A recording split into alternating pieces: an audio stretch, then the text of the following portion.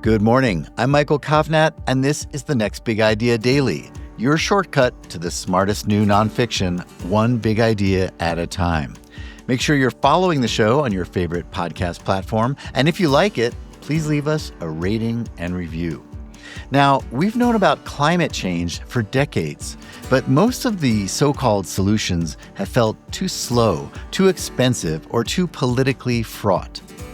Bill McKibben, the pioneering environmentalist whose book The End of Nature was the first major warning about global warming, says we've been overlooking the answer right in front of us, or rather, right above us, the sun. In his new book, he argues that solar power, once dismissed as niche and impractical, is now growing faster than any energy source in history. It's cheap, it's everywhere, and it's the only solution that can scale quickly enough to meet the climate emergency. Here's Bill to share the big ideas from his latest book, Here Comes the Sun.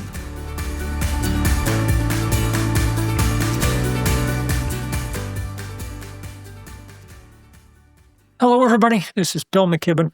It's a great pleasure to get to join you. First, big idea. Solar power is going crazy all of a sudden on this planet, taking off faster, growing faster now than any energy source has ever grown in history. Solar power had been on a very slow, somewhat steady up ramp for a long time. The first solar cells were invented in America in 1954 at Bell Labs in New Jersey. But sometime around 2023, probably June of 2023, a date to keep in mind, we suddenly saw a huge spike. We were at the point where humans were putting up every 24 hours a gigawatt's worth of solar panels someplace on planet Earth.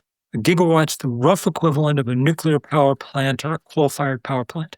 That much was going up every 24 hours. By now, that number is down to about every 18 hours. Truly astonishing, very rapid growth. In the places that have done it most earnestly, we're now seeing remarkable results. California generates each day about more than 100% of its power for long stretches of each day from renewable energy sources. And at night, because have storage batteries have undergone the same kind of super rapid growth, those batteries that have been soaking up excess sunshine all afternoon, are often the biggest sources of supply on the California grid. So enormous, enormous growth.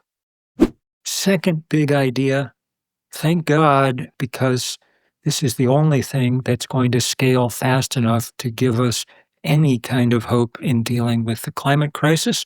I wrote the first book about what we now call climate change, what we then called the greenhouse effect, back in 1989, when I was in my 20s, a book called The End of Nature. And since then, as you all know, nature has been doing what the physicists said it would do, heating up rapidly because of the carbon that we're pouring into the atmosphere. You remember I told you to keep that June 2023 date in mind?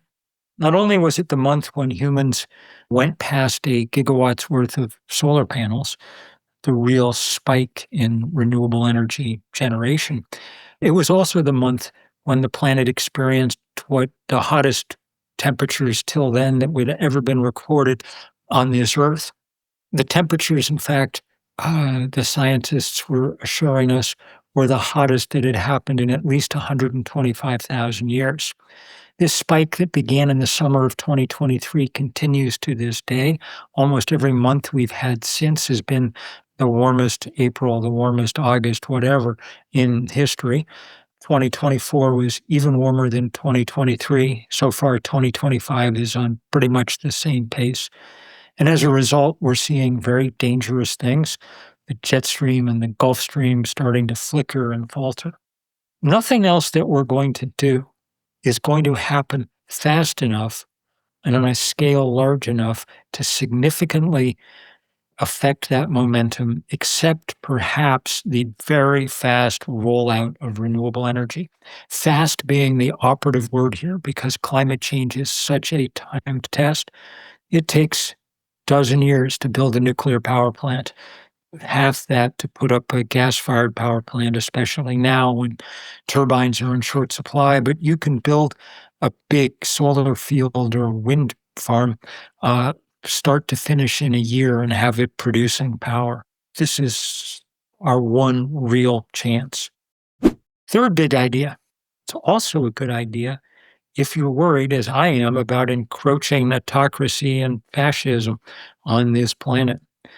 It's always worth remembering that as long as we rely on fossil fuel, we rely on something that's only available in a few places, and that therefore the people who control those places get more money and hence more power and authority than they should have.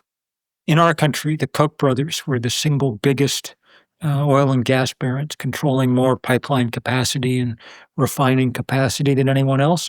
And they've used their winnings to degrade our democracy. Abroad, Vladimir Putin is perhaps the biggest hydrocarbon baron, and he's used his winnings to launch a land war in Europe in the 21st century. It's incredibly nice to think about a commodity, sunshine, that can't be hoarded, that's available everywhere, that no one will ever fight a war over.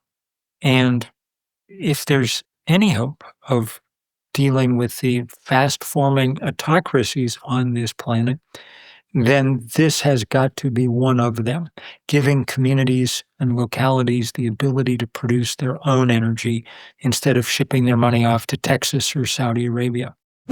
Idea 4, the reason that this is happening is because renewable energy is now incredibly cheap. Scientists over the last decade have dropped the cost of renewable energy roughly 90%. That's an amazing change in a very short period of time. That reduction in the price is the reason that we're having this conversation. It's what's allowed this to emerge as this incredibly fast-growing source of power on planet Earth. And it's a reflection of the fact that the way to think about this is not really as a commodity, the way we think about coal or gas or oil, but as a kind of product of human intelligence. When you burn coal, you're burning a rock. But when you harness the sun, what you're doing is harnessing the human ability to iterate and innovate.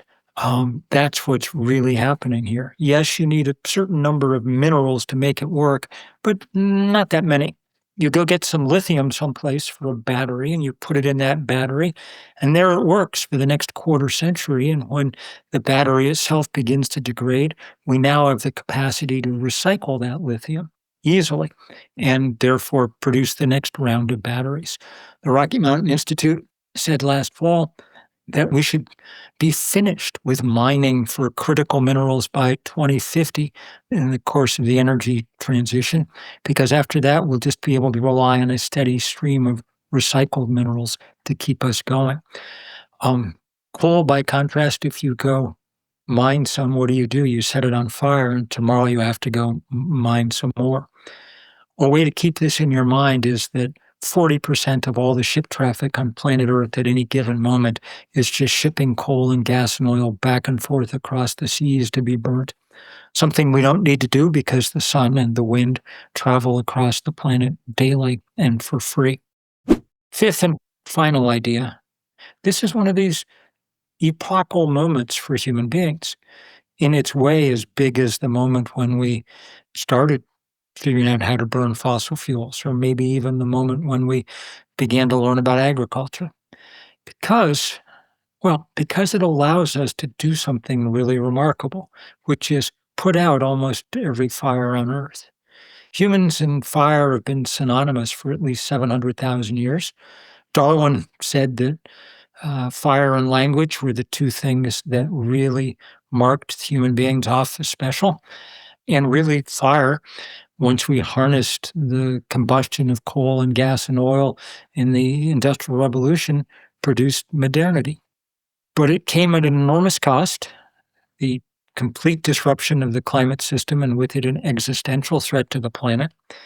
9 million people a year who die from breathing the combustion byproducts of fossil fuel, those particulates that lodge in the lungs. That's 1 death in 5 on this earth. And as I said before, the political power dynamic that it creates. Those are all reasons why it's very nice now to live in a moment when we can look up at the sky and realize that we no longer need to set things on fire here on Earth, because the good Lord was kind enough to hang a large ball of burning gas 93 million miles up in the sky.